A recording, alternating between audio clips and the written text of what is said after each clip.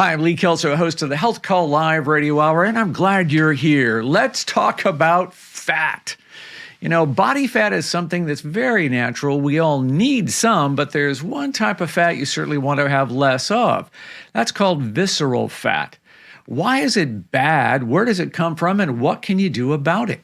Well, let's find out more by talking to Dr. Steve Herrmann. He is the Vice President of Innovation and Research for Profile Plan. That is a science-based personalized weight loss program developed by Sanford Health. And we're going to talk about that in just a second. But Dr. Herrmann, let me get first to visceral fat. What is it? Yeah, great question, Lee. So visceral fat is the fat that most people don't notice.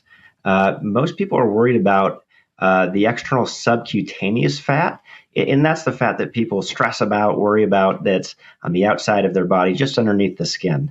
Visceral fat's different. Visceral fat is the fat that's found in your abdomen, and it surrounds your organs. Yeah, so the fat that you can pinch and feel, that's the subcutaneous fat. And while you don't want a lot of it, it's not as bad for you as visceral fat. So what is there about visceral fat that makes it, some people even call it vicious fat? Yeah, so what researchers found, historically they thought all fat's fat. And probably about in the 90s, they started to realize that fat cells are actually more like the endocrine system. They provide or produce hormones and proteins that affect your body in different ways. And so they're metabolically active. And this was something new. And so the secretion of those hormones and proteins are linked to inflammation in the body, insulin resistance as a precursor to diabetes, and a host of other negative health conditions. Yeah, that list is long. It includes heart disease, high blood pressure.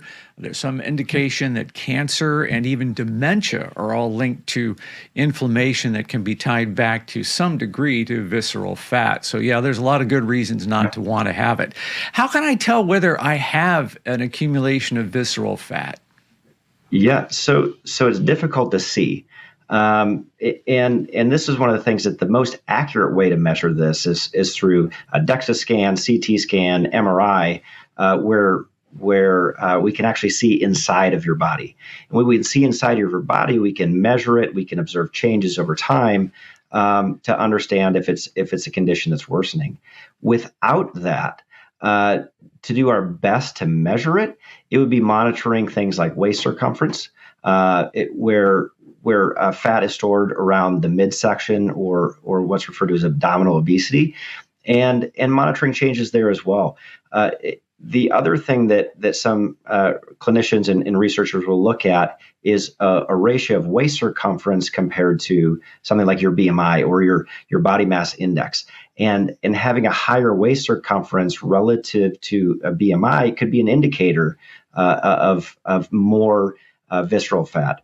But that ratio of visceral to subcutaneous fat is something like 90% of the fat in your body is subcutaneous, and about 10% of that fat that could cause some problems is visceral fat.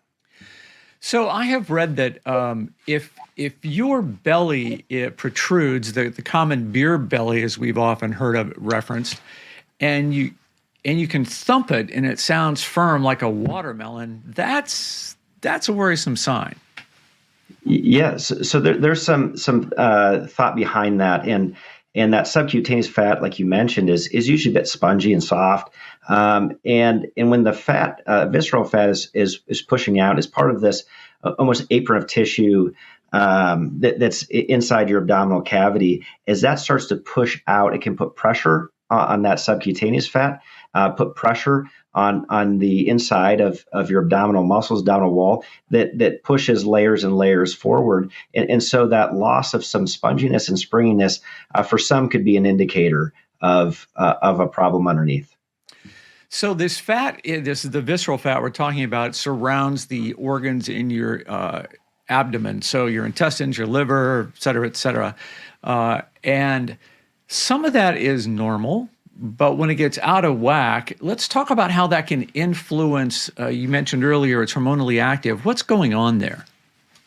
Yeah, and so like you said, a lot of it's normal. And fat in your body is healthy and normal.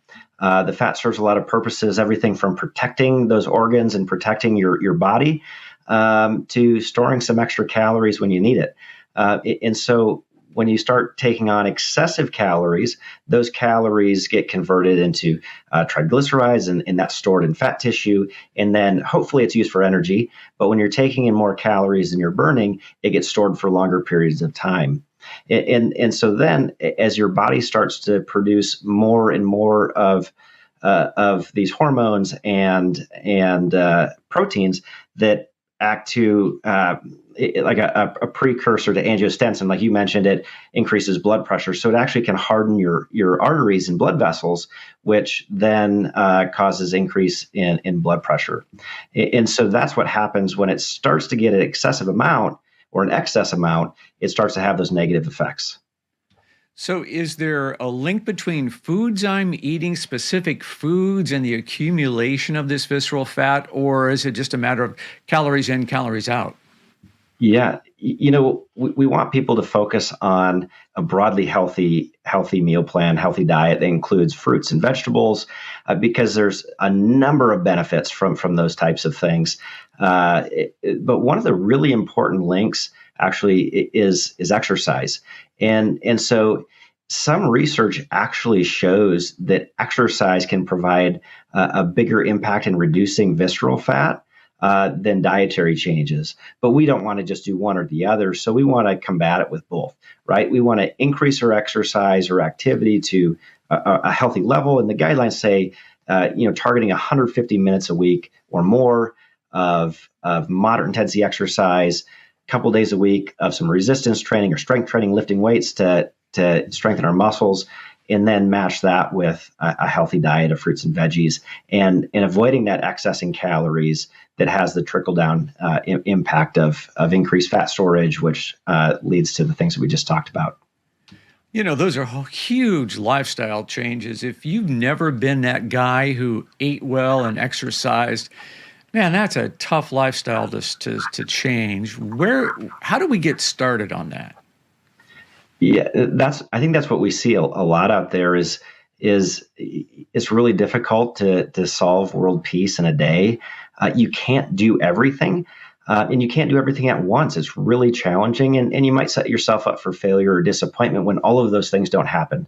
So we always encourage people to start small, right? Start focusing on some of the behaviors that if you're like the typical American, you're only eating about 1 serving to 2 servings of vegetables a day. Only 1 in 10 Americans get enough vegetables in their diet. Start there. There's a lot of ways that we can make vegetables taste good and help you increase your vegetable intake, but start with those small things. Build exercise as a habit. Build it into your daily and weekly routine, and then you can start increasing to those higher levels. And one of the things that I think causes the most problem is that people try to do this on their own. It's really difficult to do this on their own. There's a ton of information out there. There's a ton of misinformation out there. And so a health coaching model is something that's been really, really effective, well studied over the last several years. And having a health coach to help navigate these challenges with you can be important. They can identify behaviors that we can focus on. They can help manage what things we do in what order, and they can help, sort of weed your way through the noise of misinformation out there to keep you on track. Do we want to eliminate or minimize carbohydrates and fats? Do we want to think about those separately as we're trying to change our diet as it's focused on visceral fat? Yeah, so I think there's this old way of thinking that having fat in your diet is going to cause you to become fat. And that's not true. We know that dietary fat isn't the primary link to fat storage in the body, and that does come from excess calories. And so when we're looking at things, we don't necessarily want to eliminate anything from someone's diet. Sometimes that over restricting, whether it's certain foods, like if you like to have a cupcake, we can talk about how to have a cupcake and really enjoy the experience and make sure that it's not happening every single day of the week. But we don't want to be too restrictive.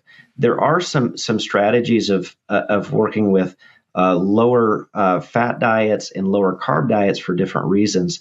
And so lowering fat intake can be a good way of decreasing calories because fat has more calories per gram than protein and carbohydrates. Reducing carbohydrates has some additional benefits of managing blood sugar, feeling of fullness and satiety when you're replacing those carbohydrates with other sources. So it can be a benefit to do both.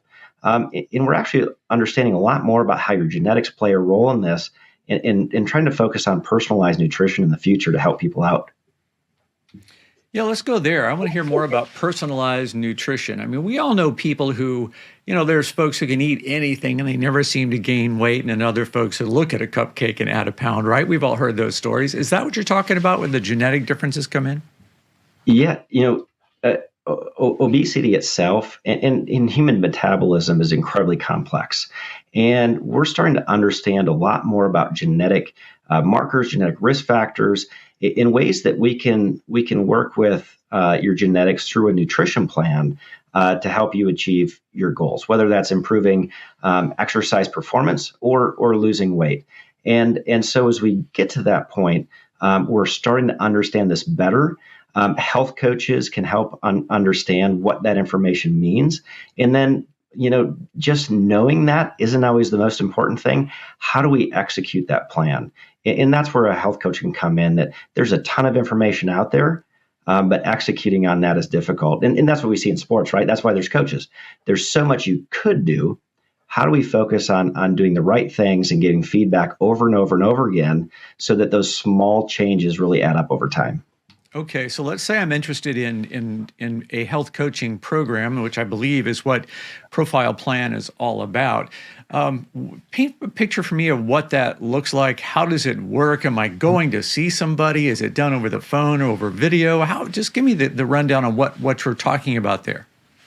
Yeah, and there's a lot of companies out there. Health systems offer health coaching through registered dietitians and other forms and fashions. What we do is offer the experience really to match each person's needs. So we have locations where somebody come in and sit down and meet face to face, build a relationship together and get to know each other, all the challenges and wins and losses and along the way. But we also offer a virtual experience. And I think that's been much more common over the past 18 to 24 months with COVID and other things, is that people are more comfortable doing video calls like this, having a conversation with somebody over the phone and learning how to build that relationship without having to meet somebody face to face. But really the outcomes in those two scenarios don't differ really much at all. It's really about matching the experience with the person. How do they want to receive this information? How do they want to interact with the health coach? And what's going to be most effective for them? You're not talking about somebody with a whistle and a stopwatch here. I mean, that's not the kind of coach we're talking about. What is this? What form does it take? Where does it start? There are some similarities to athletics that I like to go to for some people, that a coach is going to take you through practice. They're going to set up some drills. They're going to give you feedback on how you're doing. A health coach might not, whistle or make you do push-ups like that, but they are going to be there to give you feedback. And they're going to try to set you up for success for those game events that you have, where you have to do it on your own. And so that's what a health coach can do. A health coach can meet with you, understand the things that you've been successful with in the past, but also understand some of the things that you've struggled with and maybe those things that have derailed your progress. And then those are the things that we can have conversations about. We can practice. When you do things well, we can give high fives and feedback. When you have a tough week, we can try to dive in and understand, is there something we could have done differently? Could we have been more prepared? Is it a knowledge issue? Do you need some tips on how to make Brussels sprouts taste good, with a new recipe? Or is it more of a behavioral thing? We need to talk about planning and preparing for something so that we have the right tools around us to be successful, day to day. So give me an idea of what success looks like. How much more successful am I going to be at chasing away visceral fat and just being healthier in general if I have a coach? Well, there's some data out there that says when you pursue weight loss, for example, with a health coach, you're probably going to lose like 3 times as much weight as you would trying to do it on your own, whether it's a self-help book, a self-help app. That challenge of doing it by yourself is really the risk of not sticking with it long enough to see the results, where a health coach can be there to support you along the way. And then we also know that there's other programs that lead to success. So some of the things that we do at Profile, we can coach you and focus on transitioning you to whole foods and a really broadly healthy nutrition plan. But for some people, we want to start with structured nutrition. And like we mentioned earlier, to really simplify all of the things that you have to do to be successful at losing weight and getting healthier, the nutrition side of things, we want to focus on foundational things. And those foundational things are increasing your fruits and vegetables, and then managing things like stress, building in activity into your daily routine. How do we make things taste good? How do we prepare and plan for the week ahead? And so we use different types of foods like meal replacements that have been around for 25, 30 years. And while they're not magic on their own, they do an incredible job of providing nutrient-dense meals. They're simple, they're calorie-controlled options where people can use those in combination with grocery foods to lower calories, lose weight really consistently early on as they build up skills and knowledge and start locking in behaviors that they need to be successful long term. So with a health coach, is it typically going to be funded in any way by my insurance plan, my health plan? Yeah, so your health plan will often reimburse coaching programs. HSA and flex spending cards can sometimes be used for coaching services. And so that's always best to talk about with your own insurance plan to see if you have coverage. Occasionally, that'll fall under general health and wellness benefits from your plan. In other cases, you might need a letter of medical necessity from your physician. So if your physicians talk to you about losing weight or improving your diet, this could be something that triggers a benefit in your insurance plan. Do you have any idea of what I should budget? What kind of an expense should I expect? When you're starting to make healthy lifestyle changes, it doesn't have to be more expensive than what you're currently doing. So sometimes we'll talk to people and understand where they're currently spending money. And for example, if we're talking about the grocery store, sometimes we're spending money on things that we don't necessarily need, or our body doesn't necessarily need for nutrient dense calories. So we're buying some unnecessary things. Think chips and crackers and stuff like that don't provide a lot of nutrition for us. And then there's other things that we can adapt. Sometimes that I don't want to say a name brand, but sometimes getting a morning cup latte that has several hundred calories could be cut out. And not only we save the calories, but we also save the cost of that. Sometimes the thought that vegetables are expensive, fresh food, and that is expensive.